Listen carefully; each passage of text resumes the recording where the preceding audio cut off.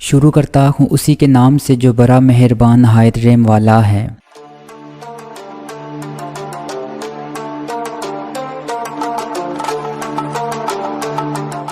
دانی جی T V دیکھنے والے سبھی ناظرین کو میری طرف سے السلام علیکم۔ آج ہم سیر کرنے جا رہے ہیں سرزمین ہندوستان۔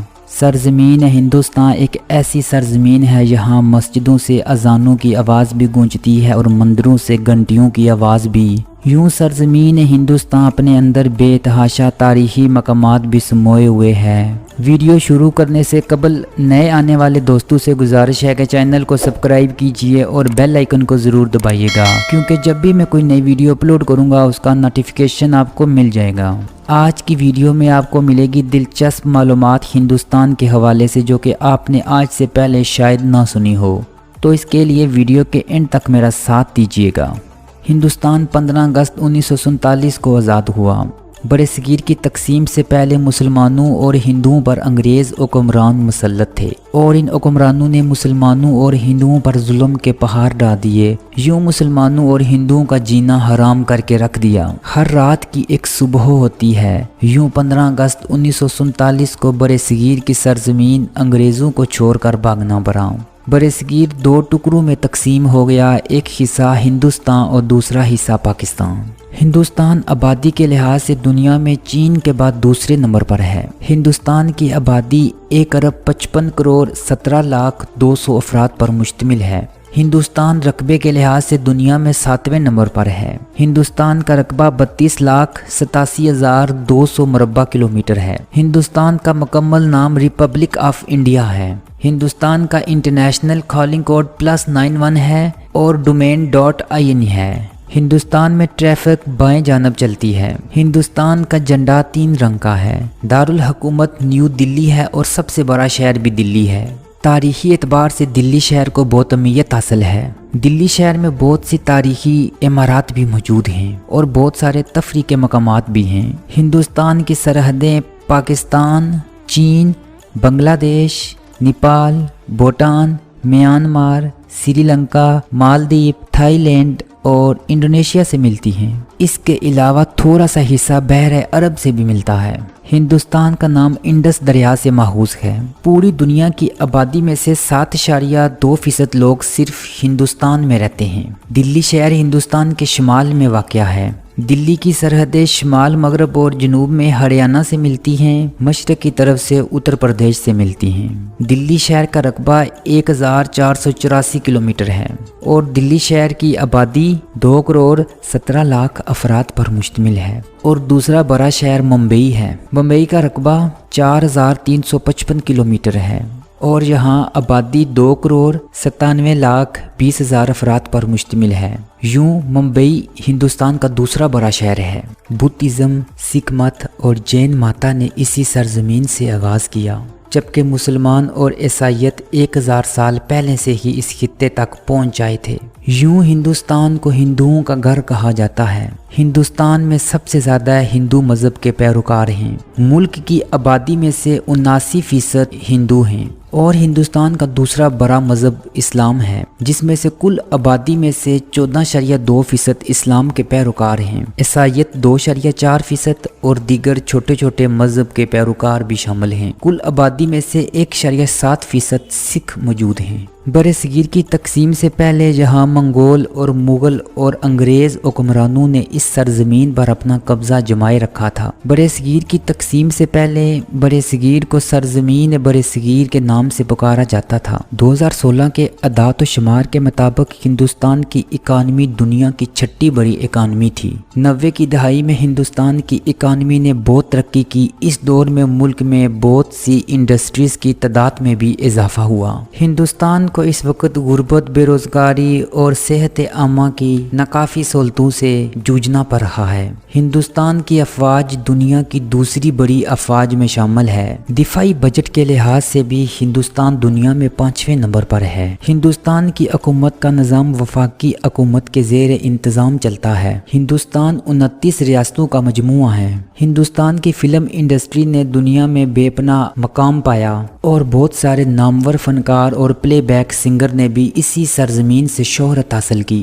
हिंदुस्तानी फिल्म इंडस्ट्री ने मुख्तलिफ ज़बानों में फिल्में पेश करके अपने देखने वालों का दिल जीता, जिनमें बंगाली, सिंधी, मराठी और पंजाबी शामिल है। एक सर्वे के मुताबिक कई बिलियन डॉलर सालाना हिंदुस्तानी फिल्म इंडस्ट्री कमाती है। हिंदुस्तान में 1 लाख से ज़ायद सिनेमा घर भी मौजूद हैं। हिंदुस्तान में 7 कौमी बड़ी सियासी पार्टियां भी मौजूद हैं। इनमें कांग्रेस और भारतीय जनता पार्टी सर-ए-फहरिस्त है और मुल्क में ज़्यादातर हुकूमत इन दोनों पार्टियों की रही है और इनके अलावा कई 40 के करीब इलाकाई पार्टियां भी मौजूद हैं। हिंदुस्तानी आइन के मुताबिक स्टेट का हेड सदर होता है और इसके नीचे तमाम फराइज पार्लियामेंट सरंजाम देती है। सदर और वजीर आज़म की उम्र 50 साल है। दुनिया का सबसे तवील तरीन डाकखानों का नेटवर्क भी हिंदुस्तान में मौजूद है। हिंदुस्तान में 1,55,000 डाकखानों का तवील तरीन नेटवर्क भी मौजूद है। हिंदुस्तानी सर्वे के मुताबिक हर रोज़ एक डाकखाने से तकरीबन 7,000 अफराद मुस्तफ़ीद होते हैं। पानी में तैरने वाला डाकखाना भी पूरी दुनिया की तवज्जो अपनी तरफ किए हुए है। ये हिंदुस्तान में जम्मू कश्मीर श्रीनगर डल झील में वाक़या है। इस डाकखाने का इफ्तिताह 2011 में किया गया। हिंदुस्तान का सालाना मेला जो अपनी नौयत का सबसे बड़ा मेला होता है, जो हर साल इलाहाबाद कुंभ के मकाम पर होता है। इसको लोग बड़े शान और शौकत से मनाते हैं। 2011 और 2012 में लोगों की एक बड़ी तादाद ने इस मेले में शिरकत की, जो कि आलमी रिकॉर्ड बन गया। इसमें तकरीबन 85 मिलियन अफराद ने शिरकत की। लोगों का इतना बड़ा हजूम था कि इसको इंटरनेशनल स्पेस से भी बराह रास्त देखा जा सकता था। हिंदुस्तान बांदरी वाली सीलिंग में इतना स्टील इस्तेमाल हुआ। अगर इस स्टील को एक लाइन में तरतीब दिया जाए तो इसकी लंबाई ज़मीन के बराबर बनती है। अगर इसका वज़न करें तो कई टन अमरीकी हाथियों के वज़न के बराबर होगा। यूं दुनिया का सबसे बुलंद क्रिकेट स्टेडियम भी हिंदुस्तान में मौजूद है, जो कि हिंदुस्तान के शहर हिमाचल प्रदेश में है। इसकी सतह समुंदर से बुलंदी 2444 मीटर है। इसकी तामीर 1893 में हुई। हिंदुस्तान में सबसे ज़्यादा देखा जाने वाला कबड्डी का मैच है। हिंदुस्तान ने जितने भी आलमी चैंपियन के मैच खेले, किसी में भी शिकस्त नहीं हुई। हिंदुस्तान की क्रिकेट टीम का शुमार भी बड़ी टीमों में होता है। हिंदुस्तान की तारीख में हिंदुस्तानी क्रिकेट टीम ने सिर्फ 2 कप अपने नाम किए, एक 1983 और दूसरा 2011। हिंदुस्तान का कौमी खेल हॉकी और कौमी परिंदा मोर है। 1928 के चैंपियन मैचेस में भी हिंदुस्तान ने गोल्ड मेडल हासिल किया। चांद पर पानी के असरात भी सबसे पहले हिंदुस्तान के साइंसदानों ने दरियाफ्त किए। हिंदुस्तान की कौमी ज़बान हिंदी है, मगर बहुत बड़ी अक्सरियत अंग्रेज़ी बोलती है। USB भी हिंदुस्तान ने मुतारफ़ करवाई, जिसका सेहरा अजय भट्ट नामी इंजीनियर के सर रहा। एक सर्वे के मुताबिक 155 मिलियन लोग अंग्रेज़ी ज़बान का इंतखाब करते हैं। हिंदुस्तान में 1000 से ज़ायद ज़बानें बोली जाती हैं, जिनमें उर्दू, हिंदी, पंजाबी, मराठी और गुजराती शामिल है। हिंदुस्तानी आबादी में से 40% लोग सब्ज़ी खोर हैं। दूध की सबसे बड़ी पैदावार भी हिंदुस्तान में होती है। 2011 में 132.4 मिलियन दूध पैदा करके हिंदुस्तान ने गिनीज बुक ऑफ रिकॉर्ड में अपना नाम दर्ज करवाया। हीरे की दरियाफ्त भी सबसे पहले सरजमीन हिंदुस्तान में हुई। हिंदुस्तान एक ऐसा मुल्क है जहाँ अमीर से अमीर और गरीब से गरीब तर भी मौजूद है। यूं कुल आबादी में से 35% लोग ऐसे हैं जो गुर्बत की लकीर से भी नीचे हैं। इनको 2 वक्त का खाना तो दूर, साफ पानी की सहूलत भी मैसर नहीं है। दुनिया का तीसरा और सबसे बड़ा रेलवे नेटवर्क भी हिंदुस्तान में मौजूद है। दुनिया की सबसे बड़ी फैमिली भी हिंदुस्तान में मौजूद है। ईसाई मजहब से तल्लुक़ रखने वाले ज़ायुनर चनाई, इनकी 39 बीवियाँ, 94 बच्चे और 35 पोते पोतियाँ भी मौजूद हैं। इनका घर 4 मंजिलों पर मुश्तमिल है। 100 से ज़ायद कमरे हैं। दुनिया में सबसे ज़्यादा गर्द आलूद शहर होने का एजाज़ भी दिल्ली शहर को हासिल है। हिंदुस्तान में साल में 3 सरकारी छुट्टियाँ भी होती हैं। इनमें से एक यौम आज़ादी, दूसरी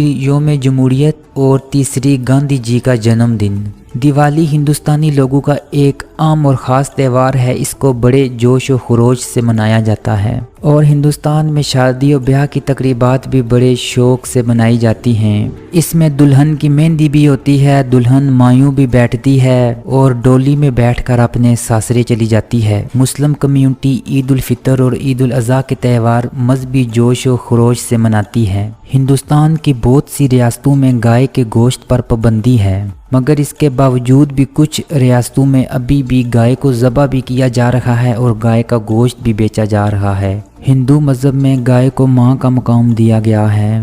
دنیا کی سب سے بڑی آئل ریفائنڈ فیکٹری بھی ہندوستان کے شہر گجرات میں واقع ہے۔ ہندوستان کی آبادی میں سے 3% صرف لوگ ٹیکس ادا کرتے ہیں۔ ان میں سے باقی افراد ایگریکلچر کا کام کرتے ہیں، کیونکہ ایگریکلچر کی فیلڈ میں گورنمنٹ ٹیکس نہیں ادا کرنا پڑتا۔ پلاسٹک سرجری بھی سب سے پہلے ہندوستان نے متعارف کروائی۔ امپورٹ کے لحاظ سے چین کے بعد ہندوستان دوسرے نمبر پر ہے۔ پاکستان اور انڈونیشیا کے بعد سب سے زیادہ مسلمانوں کی تعداد ہندوستان میں رہتی ہے۔ ہندوستان کی ڈی جی پی کی بات کریں تو 2017 کے اعداد و شمار کے مطابق 18 ٹریلین $9.3 ملین سے بھی زیادہ ہے۔ دنیا میں روڈ نیٹ ورک سب سے بڑا ہندوستان میں موجود ہے۔ اس روڈ نیٹ ورک کی لمبائی 1.3 ملین میٹر ہے۔ ہندوستان میں پارسی نامی ایک مذہب ایسا ہے، مرنے کے بعد میت کو ٹاور آف سائلنس نامی جگہ پر چھوڑ دیا جاتا ہے۔ وہاں پر اس میت کو جانور، پرندے اور گدھ نوچ نوچ کر کھاتے ہیں۔ ان کا یہ ماننا ہے کہ اس طرح آتما کو شانتی ملتی ہے۔ اسی طرح اگوڑی قبیلہ ایک ایسا قبیلہ ہے جو شمشان گھاٹ کے پاس اپنی رہائش رکھتا ہے۔ جب بھی کسی میت کو آگ میں جلایا جاتا ہے تو وہ گوشت نکال کر کھاتے ہیں۔ ان کا یہ ماننا ہے کہ اس طرح بہت ساری بیماریوں سے بچا جا سکتا ہے، اور اس کی کھوپڑی میں پیشاب ڈال کر پیتے ہیں۔ اس کا استعمال عموماً کالی طاقتوں کو حاصل کرنے کے لیے کیا جاتا ہے۔ ہندوستان کی زرعی مصنوعات میں تیل، گندم، چاول، کپاس، آلو، ٹماٹر شامل ہے۔ ملک کی بڑی صنعتوں میں ٹیکسٹائل اور ٹیلی مواصلات شامل ہے، اور دیگر تیل، machinery, soft where, biology, information technology وغیرہ بھی شامل ہے۔ ملک کی معدنیات میں کوئلہ، تانبا اور ایلومینیم بھی شامل ہے۔ پوری دنیا میں سے 22% لوہا صرف ہندوستان میں پایا جاتا ہے۔ ہندوستان میں 2 موسم ہوتے ہیں، موسم گرما اور موسم سرما۔ ان دونوں موسم کے علاوہ موسم بہار کو بھی بڑے جوش و جذبے کے ساتھ منایا جاتا ہے۔ سیر و تفریح کی غرض سے سالانہ لاکھوں سیاح ہندوستان کا رخ کرتے ہیں، جن میں بہت بڑی تعداد یورپ سے ہوتی ہے۔ ہندوستان کے تفریح مقامات میں جموں کشمیر سر فہرست ہیں۔ اس کے علاوہ تاریخی مقامات میں لال قلعہ، جو کہ چوتھے مغل بادشاہ شاہ جہاں اور مغلیہ دور کا ایک شاہکار ہے۔ لال قلعے کو یہ اعزاز بھی حاصل ہے، اس کو بہت سارے بادشاہوں اور حکمرانوں نے بھی اپنی آرائش کے لیے استعمال کیا۔ اس قلعے کے سامنے ایک چھوٹا سا شہر بسایا گیا۔ اس وقت اس شہر کا نام شاہ جہاں آباد تھا، مگر آج اس کو لوگ دلی کے نام سے جانتے ہیں۔ لال قلعے کی ڈیزائننگ کا کام استاد احمد لاہوری نے اس قلعے کی ڈیزائننگ کی۔ 1639 سے یہ تعمیر ہونا شروع ہوا اور 1648 یعنی 8 سال کی سخت محنت کے بعد اس قلعے کو تعمیر کیا گیا۔ آخری مغل بادشاہ بہادر شاہ ظفر سے ایسٹ انڈیا کمپنی نے یہ قلعہ خالی کروایا تھا۔ 1857 کے بعد اس قلعے کو مکمل بند کر دیا گیا تھا، اور آج بھی یہ قلعہ مغل بادشاہوں کی لازوال داستان اپنے اندر سموئے ہوئے ہے۔ خوا محل، جس کو گلابی پتھروں سے تعمیر کیا گیا، جو کہ جے پور قدرت کا ایک انوکھا شاہکار ہے، ہندوستان کے راجستھان ریاست میں موجود ہے۔ 1798 میں اس کی تعمیر مکمل ہوئی۔